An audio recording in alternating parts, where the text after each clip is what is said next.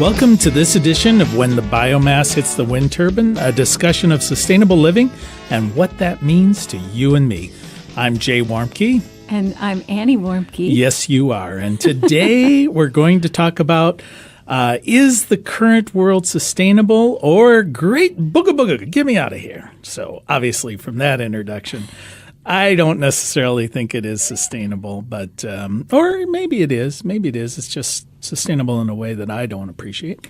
So let's talk about the world, right, Annie? Yeah, let's talk about the world. She's giving me the eye. So this past week, just to catch ourselves up here, we had several experiences with the world outside of Blue Rock Station. And normally it's just you having those experiences because you always call up and say, you won't believe what was on TV. Absolutely nothing. But you were on a trip, and then I had to go to the airport and in Columbus and pick someone up, and they were delayed. So as soon as you came home, we had quite a conversation about the world and what it looks like when we're sitting observing it. Right, and maybe we should back up just a bit. For those who aren't familiar, Annie and I live at Blue Rock Station, which is a 40-acre sustainability center in southeastern Ohio. And for the most part, blessedly, we are able to divorce ourselves from the world. Most of the time, we're fairly disconnected with no television. Only visitors who we accept and are of like mind come to us. So we have completely isolated ourselves from the I don't know how you manage that. ridiculousness of the world. I have to disagree. There you go. Okay, so anyway, this week we ventured out into the world, stuck our big toe into this pool of humanity, and I thought you were going to say cesspool. ran screaming back to our homestead. So anyway, but it brings a few observations that we wanted to share. Really talking about sustainability of our society. And when we say our society, we're really talking about America. Well, we're talking about North America. Oh, no, leave the Canadians and the Mexicans out of here. They've got a better handle on things, I think. So let's just so what were your observations at the airport? Well, one of the things that that struck me was that people are in a great hurry, but I'm often wondering where they're going. And also that people seem to be spending a huge amount of money based on what they look like and the cars they're renting and their general luggage appearance. And they seem to always be staring either off in the distance, looking at something, which I don't know what that would be, or they're looking at that rectangle for their phone, or many people were sitting eating fast food, so that's another thing, fast food, and looking at their laptop. And the airport's changed considerably in the last couple of years. It's been modernized. So there really is only fast food. There is one restaurant. So anyway, I just kept thinking as each time the plane was supposed to be there and then it was delayed, that I'm so grateful not to be flying on planes all the time anymore or just at the mercy of whatever other people's schedule is. I just felt like my life is more focused on experiencing my day, experiencing nature. I do work pretty hard, and so a lot of days I don't experience as much nature as I would like. But I just felt like, I don't know, I feel like I'm a Martian just waiting to go home, and maybe I don't even want to go there. I don't know. I think the rest of us feel that you're a Martian as well, Okay, that's good. But I think part of what we were less... Well, wait a minute. Just let me say, I have a theory about that, and that I think that one Martian knows another. So if you recognize me as a Martian, perhaps you are one as well. All right. Nanu. So anyway, that dates me, doesn't it? Oh, yeah. But we were talking about, it's not, I mean, we don't want to just sort of say, oh, we have this blessed existence, underneath the oak trees and the rest of you guys are out in this pool of weirdness, even though that's true. That there seems to be really a sense of disconnectedness in a hyperly connected world. I think what you we're mean seeing. electronically connected. I don't think people are Yeah, connected. no, I know that. The people are in mass, individually in mass. When you're staring at the rectangle and you're, surfing whatever they're surfing, it feels like those individuals are all disconnected from the world around them. There seems to be a huge lack of situational awareness, walking out in front of cars or being completely self-absorbed in the selfie mindset of not being aware of just even little politenesses, holding the door or whatever. People are just disconnected. I don't know how better to say it, and I think those folks who are seeing that every day. Give an example. You told me about when you went to the Four Corners. Oh yeah, well, while you were at the airport, actually, a good friend of mine and I went wandering the America, and ended up at the Four Corners out in New Mexico, Utah, Colorado, and that other state, Arizona, I suspect.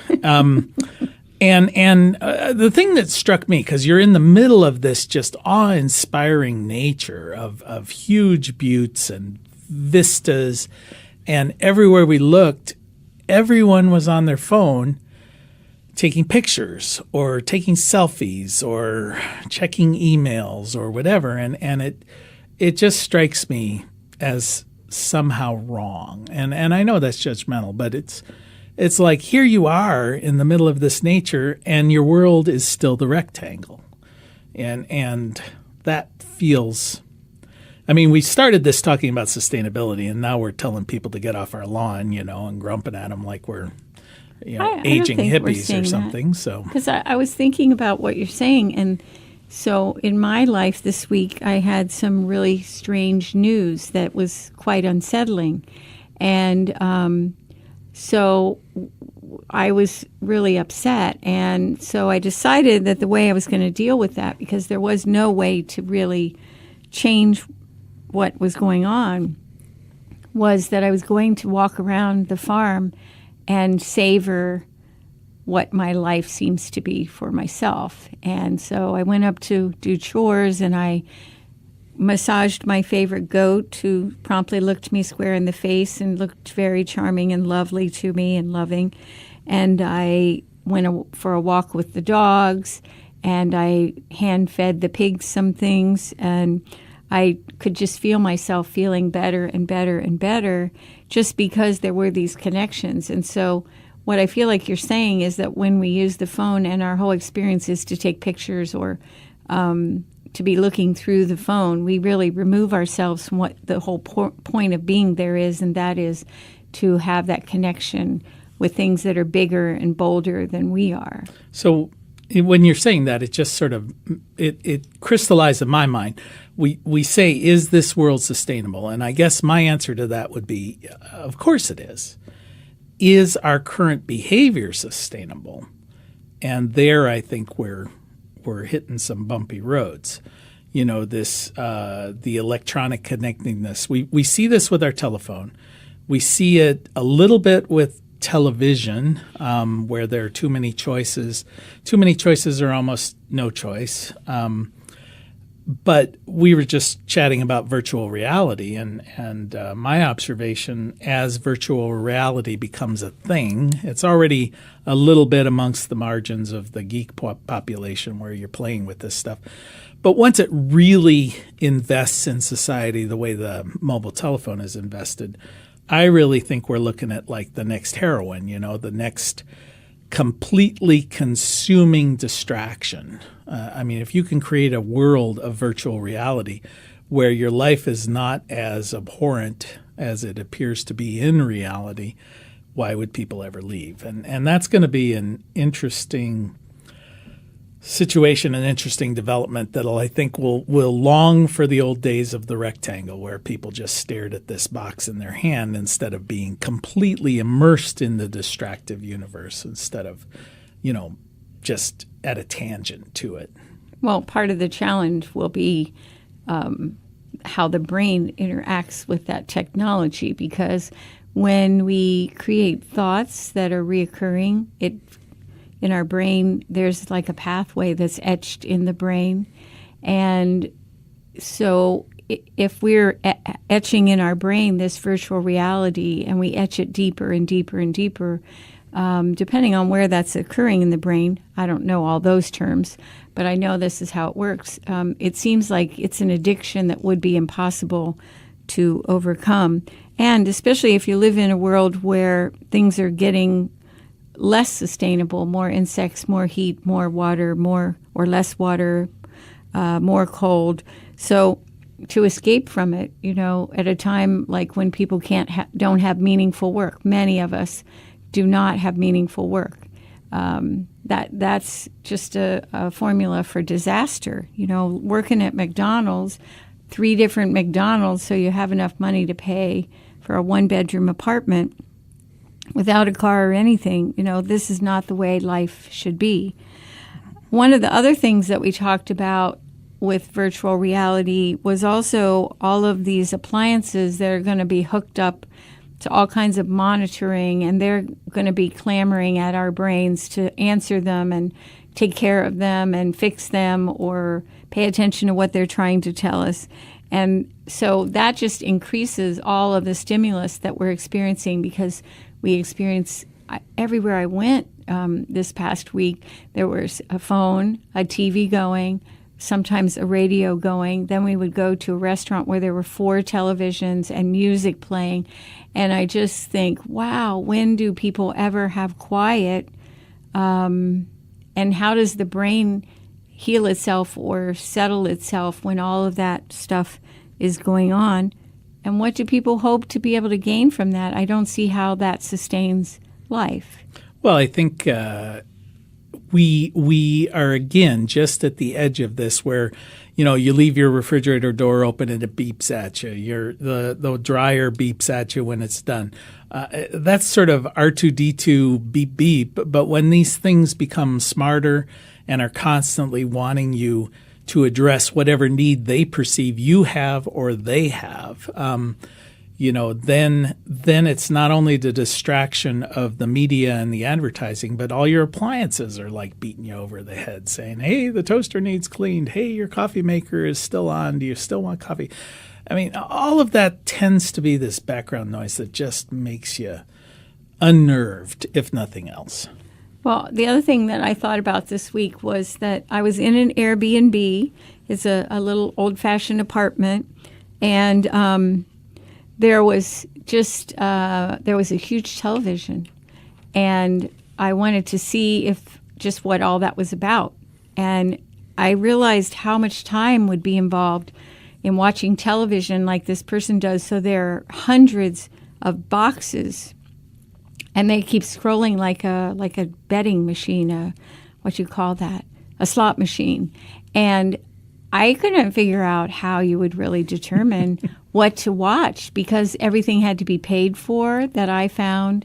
And I just kept thinking what an amazing amount of time went into just figuring out how to entertain yourself. Well, you are listening to When the Biomass Hits the Wind Turbine with Jay and Annie Warmke, and reminding you that it is the end of the world as we know it. And thank God. Thank God. Well, and here we are. We're talking about, is our current lifestyle, is the world sustainable? And I mean, we sound a little bit like George H.W. Bush looking at those scanners in a supermarket and being marveled. Oh, hey, they know what the price is. I mean, all these things that we're observing maybe for the first time are things that are normal in most people's lives. And I guess it's interesting to have the perspective of seeing it for the first time, because we kind of just venture out periodically, like I don't know, groundhogs emerging to see if the sun is shining. Wait a minute, I'm no groundhog. but so it's like the boiling water, with the frog. You turn it up a little bit at a time, you don't really notice. But when we jump in, these things are stark and noticeable. And I think the accumulation of this technology, before we move on, I believe, is it raises the background noise and creates this underlying sense of disquiet. And you may not even be perceiving it, but it's a lot like traffic noise in the background that makes you feel anxious. Well, the other part of it is that it's trying to sell you something. You are not really a person, you're a consumer. And one of the things that I'm super aware of, since I don't really shop, is when I haven't been to town for a week or more, and or when we have Thanks for Nothing season, which I haven't been in a store for maybe 4 months, how much the prices have changed, how much less is in the packaging, even though it's the same price and the same size package, how much every single thing you're looking at is an advertisement. So even watching television, I know when we've been in a hotel or at somebody's house, every single scene is set up to sell products. So it could be cars, it could be computers, clothing, jewelry, with the idea that if you, it's not an active message, but an involuntary message that says if you just have these things, then your life will be like the people in the film or on the television show. You'll have lots of friends. You'll feel good about yourself. You won't have problems. And this is really disturbing because that creates a whole mindset that is not sustainable. It creates unrest. It creates a sense of, I've got to take what I need because I can't get it for myself, and I want to feel better. And it's also a bombardment to the mind and the soul to have all that going on. I know one time when we were living in France, I came back after, I guess it had been about 8 months to visit, and my mother had one of these huge televisions. So I said to her, I can't stay here while the television is on, because it was on all the time except when we went to bed, because I feel this vibration in my chest. And she said, oh, you're crazy, you know. And I kept saying, no, I can feel it.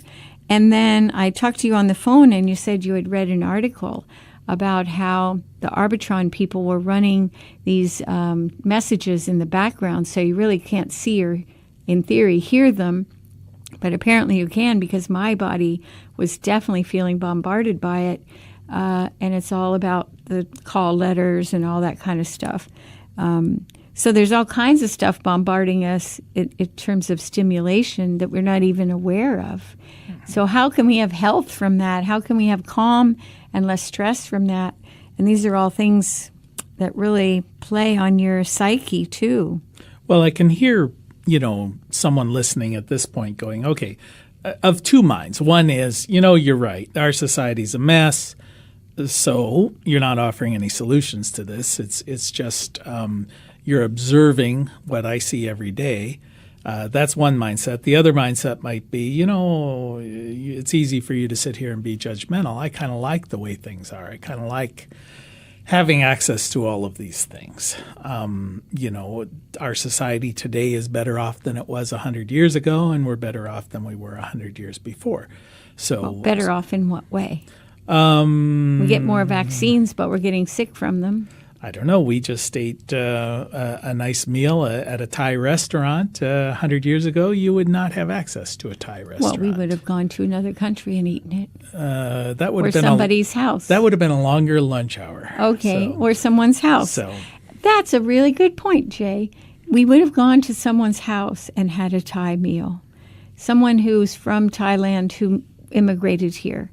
But we don't do that either. I know we had a meeting after Mr. Trump was elected because we had an awful lot of former interns who were quite distraught about the turn in events. And we said to them, in terms of offering suggestions, is that what we need to do is to form better, stronger communities with those people who share some of our ideals.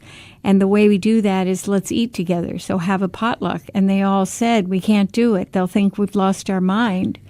And nobody's going to want to talk about any of this. Or if they do, they don't want to talk about it in a way that fits in what I believe.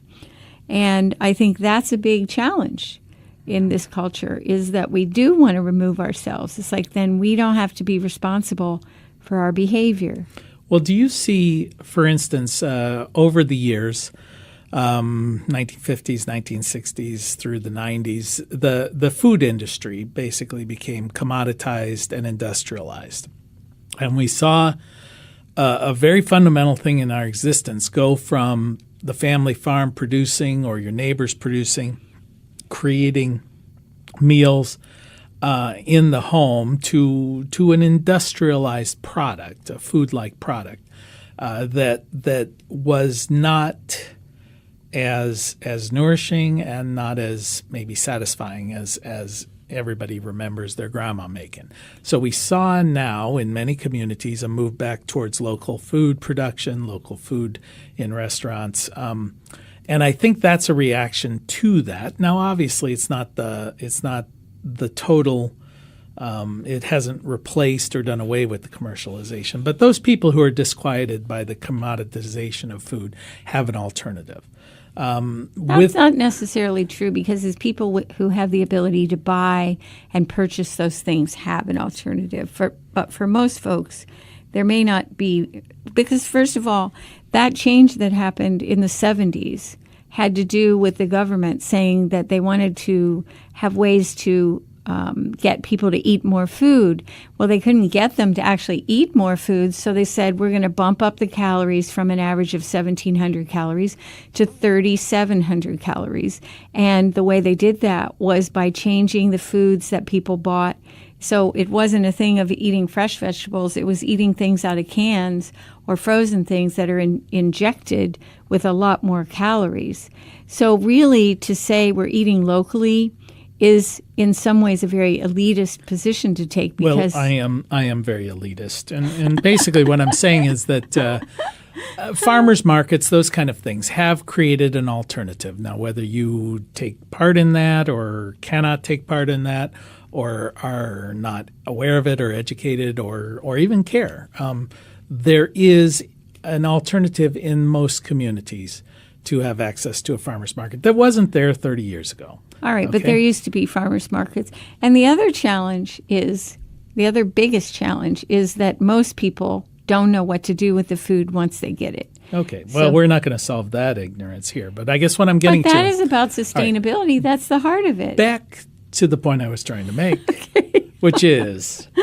let's hear it, Jay. What was that point? Do you see a farmer's market you're of technology? finally going to get to the question. Yes. Oh, do you okay, see I'm with you now. a farmer's market of technology? Essentially, a movement away from kind of a Luddite kind of thing. Back, the Luddites rejected the Industrial Revolution. Are we going to see large amounts of people rejecting technology to get back to a more connected human-to-human interaction? I think there'll be what they called in the 70s back to lander. I think there can be some of that. But the reality is people are abandoning small towns, as you observed on your trip. And people lack knowledge. They're not learning home economics in schools, so they lack knowledge of how to buy and prepare healthy foods. And food's still pretty much grown to travel long distance, so it lacks the nutrients, and it's also coming from poor soil, so it lacks the minerals. So I don't know. I think people are like the frog in the hot water. They just are going to stay there. And so some of us who are thinking are going to look up and say, we got to create our own path because quality of life depends on being sustainable, living in a sustainable way. And the people who see that will walk the path with us, and the people who do not will work at destroying us. Oh, man, you call me elitist. Anyway. No, I think it's true. I see it. I mean, we certainly have experienced that in our own life. Well, one of the things you just mentioned on the trip that I recently took, I was really amazed. It was very visual to me to see that the small towns that we drove through are really emptying out. That was very striking. And I guess I had not been aware of that, hadn't heard media reports of that, other than just kind of the urbanization of our population. But to see the boarded up buildings everywhere, lots for sale, no economic opportunity. I don't know where that's going, but it was remarkable to see. Well, urban planners have been saying this for quite a while now, that the population is going to move to the bigger cities. And so I think what will happen is people will abandon these small towns, but we'll still have lots of rural people, because those of us that can afford to have land and pay the taxes on the land and utilize the land effectively will still find that to be our way of life. And again, that's very elitist. But let me go back to when you asked the question, what are some things that people could do? Well, one thing I think is we have to, all of us, develop awareness. And that's what's great about leaving Blue Rock Station for a few hours or a day and sort of having a sociology field trip, is to say, all right, what's going on around me? And the same thing needs to happen in reverse for people who don't do that, is remove yourself from the culture. Give yourself a week where you don't shop. Get some extra groceries. And make a menu plan and just don't go shopping. Walk to work or ride your bike. These are all ways that you can develop an awareness about what's around you. Have a potluck meal with your friends or your neighbors or your family, and everybody sits at a nice table with a tablecloth on it and honors the food that's been prepared and grown for that meal. Play some games with your family. Play badminton. Do something that engages you with others. And everybody has a rule: put the phone on silence and put it away. And that is the beginning of how we can change and enrich our life and become a lot more sustainable. It sounds really simple, but honestly, it is. Or we can wait for the grid to go down. And then we'll all be doing that, and we'll be wandering over and meeting our neighbors, and we'll begin to remember why we liked our phones so much, because these people who live near us are just annoying, Yeah. So. Well, if we knew our neighbors, we might walk over to our neighbors, but I think the reality is that the grid is going to go down, and talk about a whole nother issue of sustainability. And what are we doing to prepare for that? So that's another solution of not being afraid of it, but just saying, all right, if we're going to lose the electricity, do we have some games? Do we have extra water? Do we have some treats that could be put aside and when this happens? So we're really working together as community and caring about each other and loving each other. Okay, so the big question is where we started. Is this thing we call our current society, our world, sustainable, Annie? No, absolutely not. No, absolutely not. Well, I think it's sustainable.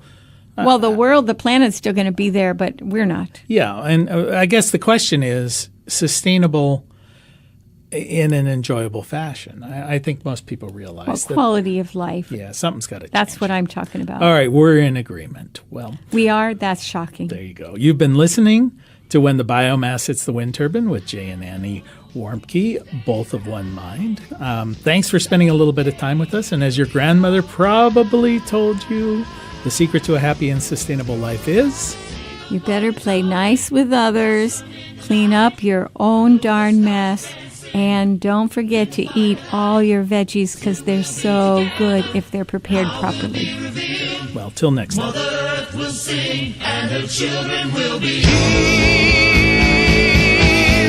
Come on, see the morning glory, blossom in the night. Know the stars are dancing in the twilight. Soon we'll be together, all will be revealed. Mother Earth will sing, and her children will be healed.